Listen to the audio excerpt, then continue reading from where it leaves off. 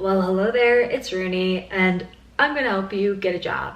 So this week is career fair week, and I'm studying civil engineering, and I'm a senior, and it's going to be my 6th career fair. And this is the first career fair that your girl has to go for a big girl job, a full-time job as a engineer. And so I'm gonna help you out because it feels like I have some knowledge to share. But you know what? Let's just get it started and let's get ready for this career fair that you're going to. So this is specifically going to be for a STEM career fair kind of thing. So if you're in science, technology, engineering, mathematics, aka STEM, this is for you. So this is going to be step by step. So step number 1 is to get your resume ready. This is a crucial step. Everything will build off from your resume. So if you're a freshman, you're not gonna have a lot of experience. Like the only experience you probably have is from like high school. And you know what? Just put it on the resume. Put it on the resume, because what else do you have to put on it? Absolutely nothing. So put down you were in student council, the jobs you worked at. My first resume was like, I worked at a camp and I worked as a hostess and I was on student council. Just like a bunch of that kind of deal, because you're not gonna have anything else. But as you go on to your sophomore and junior and your senior year of college, you kind of want to take all that high school stuff out, kind of substitute it with some jobs that you worked at college. For me, it was putting my RA experience, being part of a club in college and having like a leadership role, and that will come with time. So when it comes to writing your first resume or just any resume after your first one, you should always ask someone to look over it. So either a career counselor or older classmates, or usually during like career fair week, there's going to be resume workshops. You should go to them and get your resume looked over so you can make it better and make adjustments so that you get the job. But some things that I try to follow with my resume personally, I'm gonna link it down below. It's gonna be a little Google Doc so you can look over it as some type of reference. So when you're applying for a engineering job, they usually like to keep it to 1 page. So 1 page is good. And I usually put all my experiences and I try to keep it to 3 to 4 bullet points after each position that I have had. And then I like to quantify things. So I actually got this tip from a career counselor, and she said you always want to quantify your accomplishments. So for instance, instead of saying builded a community experience for several residents, I'm gonna say builded a community experience for 35 residents, and also stating how many projects I worked on from 2 to 10 or any of that. So if you can add numbers somewhere and quantify your accomplishments, do that. And then utilize a thesaurus to make your words seem adult and that you're using words that make you seem intelligent or just sound better. For instance, instead of saying helped out on a project, you can say assisted engineers on a project, something like that. And what I like to use is this Google extension called Power Thesaurus. It's super great. You just like highlight the word, click on it, and it just gives you some synonyms for the words you want to replace. Also, I just want to add this, but if you're worried about like a cover letter, usually for all of the positions I applied, it was like if you wanted to add it or attach it. I've never used a cover letter. I never written one. So if you're going into the field of engineering, you don't have to worry about it, but if you want to be extra, go ahead. Step number 2 is to create your LinkedIn. LinkedIn is the social media of the professional world. It's where you can connect and network with fellow professionals. So if you don't have a LinkedIn, get it, and then you want to update it and make it look good by putting your experiences in and putting a really snazzy professional picture of you. This is the picture I'm going to use. I know, I look good. Also, for your snazzy picture on your LinkedIn, it doesn't need to be anything like super great. It doesn't need to be a professional picture. It just needs to be a picture where you look professional. Like you're wearing like a little suit or like a little collared thing or like a tie, and just like get a plain wall. What I like is when it's like outside and there's like some nice trees or just like something nice. So it's just like you look fresh, like you look like someone that someone wants to work with, because at the end of the day, recruiters are looking for people who will be able to put in the effort of like learning the job, and people that are just like good to work with, because you're going to be spending like 40 hours a week with these people. So, and then once your LinkedIn is all ready to go, you want to connect with all of your classmates, everyone you met through university, all those people, because they're going to be your initial network for your future career. So when you're older and maybe you lost your job and you're looking for another job, you can like connect with them. It's a good place to even just talk to other people about a position that you had. I had like 2 people probably on LinkedIn contact me and say, how is your job working in geotech, or how is your job working for the DOTD? Like, people will contact you and honestly help them out, because they might help you out in the future.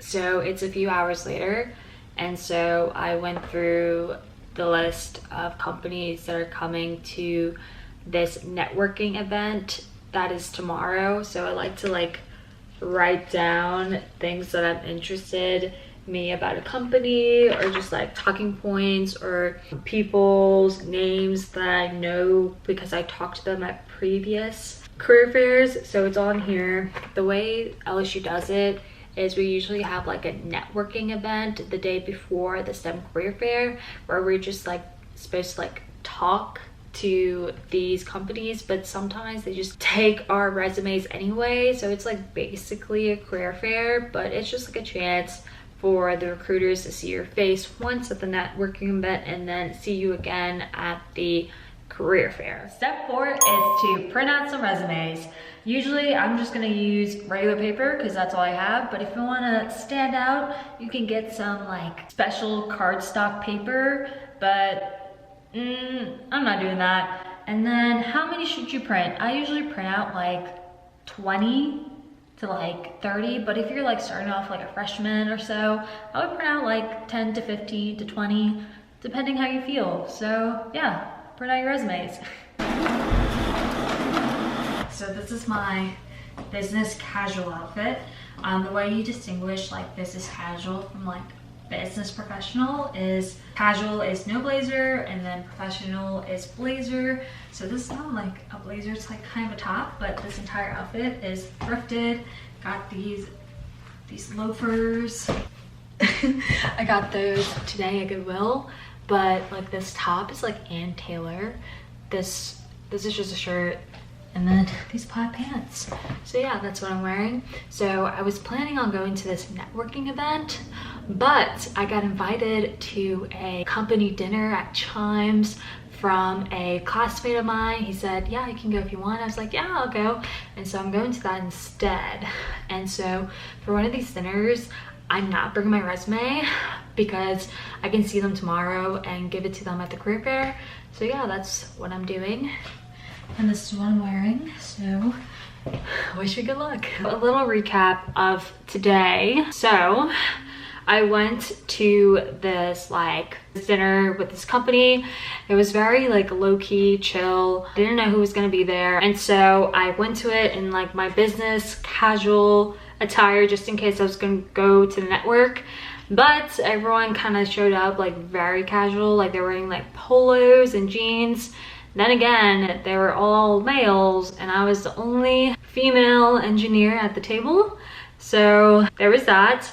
The group was predominantly white males as engineering goes, but it was okay. Another woman came, but she worked for HR, so she was there just recruiting. So I think it went well. I knew like a lot of them because I just had classes with them or just had group projects.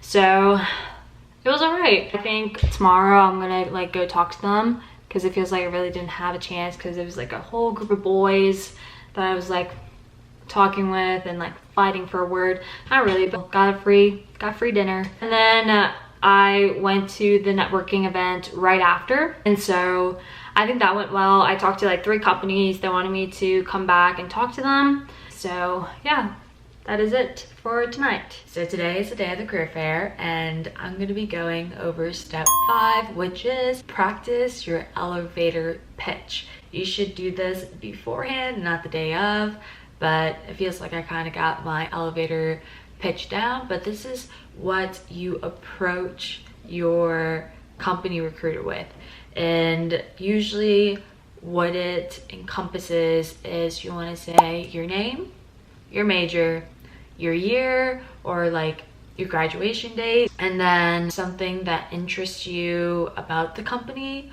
or what position that you're interested in, and then leave off with a question so you can keep the conversation going.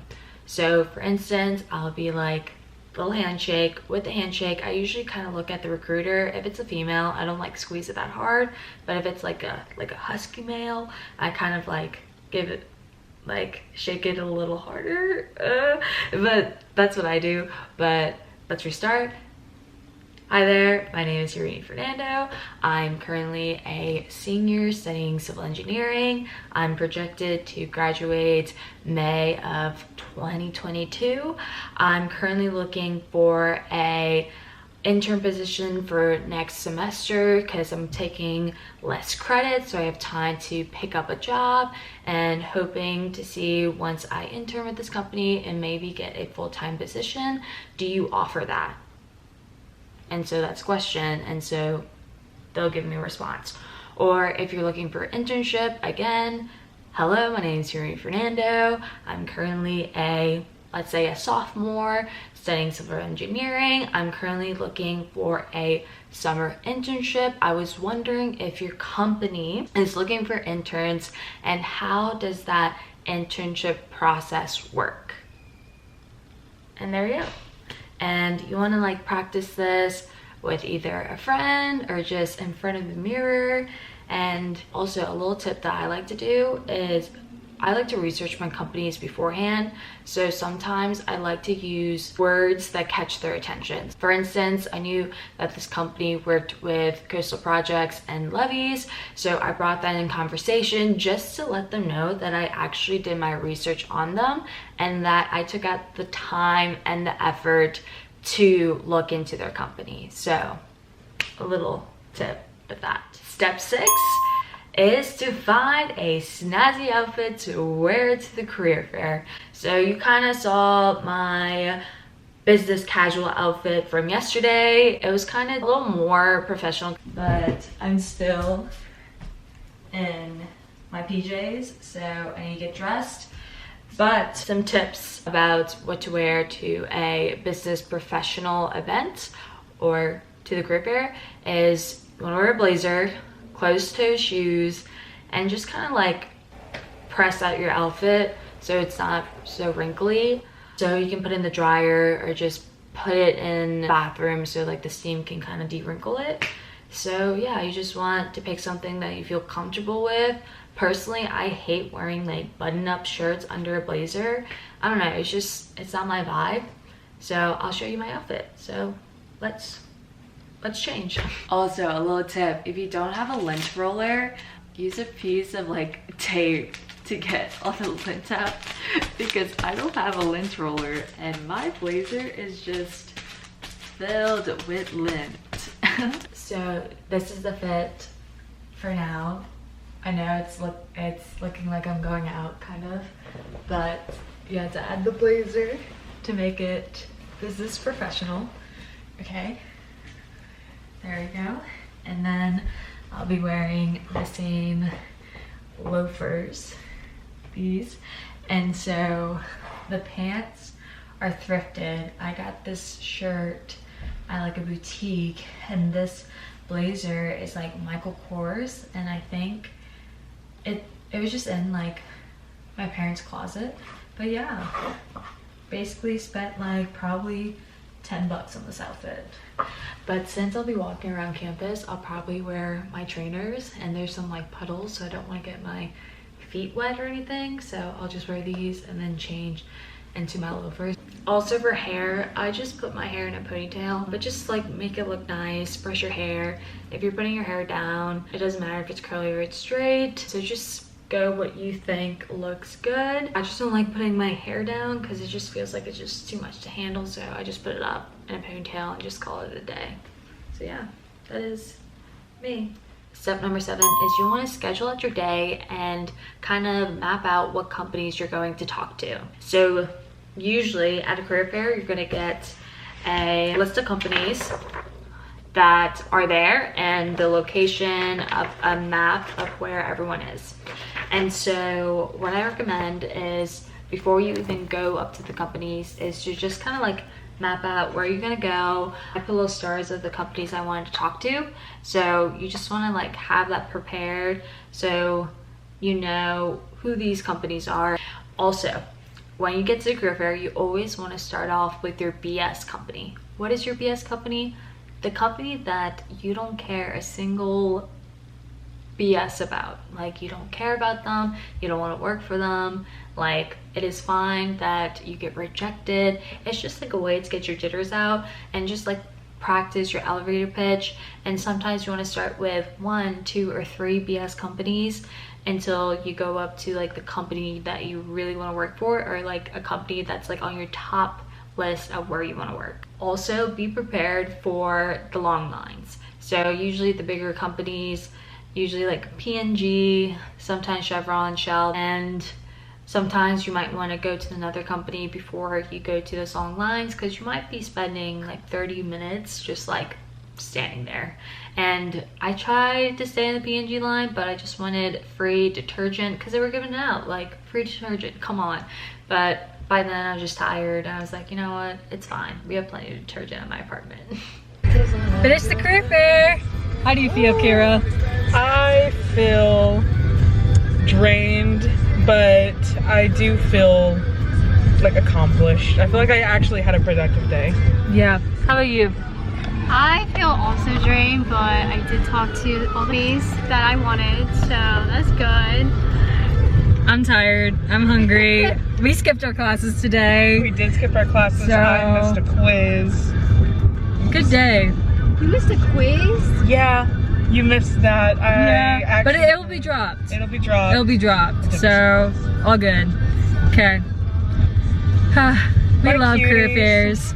Step number 8 is what you have to do after a career fair.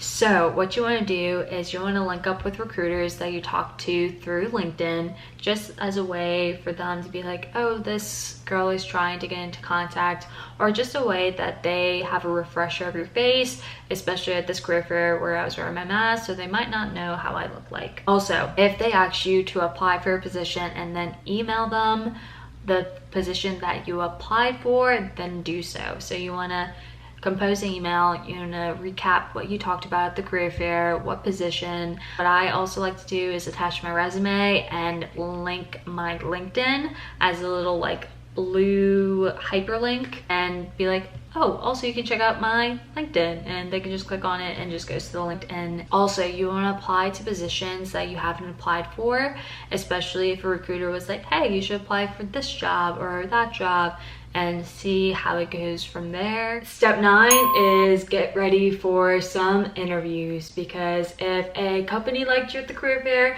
they might do interviews the week of, so be prepared for that. And so I had interviews today. I had 2 of them. So this is the outfit I wore: blazer, these pants, black top, this. I'm a business professional. I'm wearing my chacos, but I've been wearing the same shoes I've been wearing this whole week. So I took off my blazer. So when it comes to interviews, your first one is always going to be the worst because you don't have as much experience. You don't know what you want to do with your life or what specifically you want to go into. So you're gonna BS your first interviews, okay? You really don't know what you really want to do until you get into your like senior year. Even when you get to your senior year, you still don't know what you want to do. I'm kind of just like have an idea of what I want to do and what I want and where I want to work. But I would say yes to every single interview because it's practice. My sophomore year, I had an interview with Chevron, was not prepared. I went in just going in for practice, and they asked me if I wanted to work upstream or downstream, and I did not know the difference. And so your first interviews are going to be embarrassing. I've interviewed with companies I wasn't interested in because it's just a way to get comfortable in talking to professionals. And when you get to your like senior year, like you're ready, like you already been through the process of the career fair and interviews, that you're just like ready to talk and you have experience, you've done group projects, you have an idea of what your major offers, especially if you're in engineering. So like for my interviews today, I really wasn't nervous at all because I already been through the process of interviews, and they were like super chill. They just asked me to like walk them through my experiences on my resume, just talk through it. They asked me questions of what is your idea of a company culture that you're looking for, and always have questions to ask them at the end of the interview.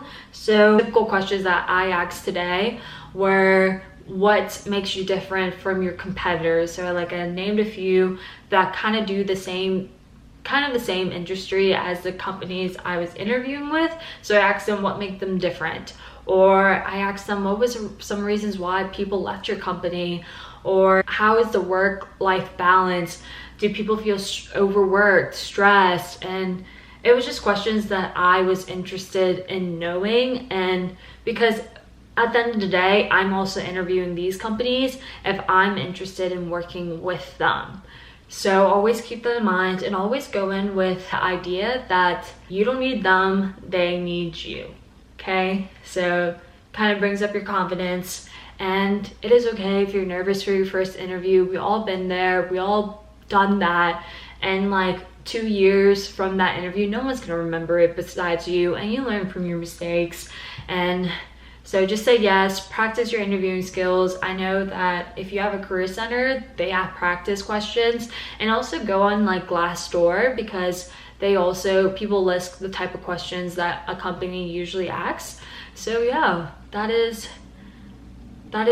the process of the career fair. It is exhausting. By the end of it, you are drained. It is a long process, and now you just wait. You wait for if you get any offers, if there's a second round of interviews.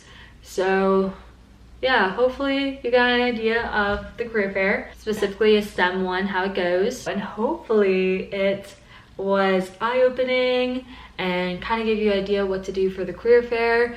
Because at the end of the day, I'm just trying to help you guys, because I've been in your position where I didn't have any experience. I haven't done an interview. Like, we've all started with nothing, and eventually you get the confidence of doing this like multiple times, because this is my like 6th career fair. So yeah, with that is the end. And I want to wish you the best of luck, and I want you to get your dream job, your dream internship, whatever you want. And if you get this job or internship and you don't like it, that is okay. You realize what you don't like and what you do like and all that. So with that, I will catch y'all later. Bye.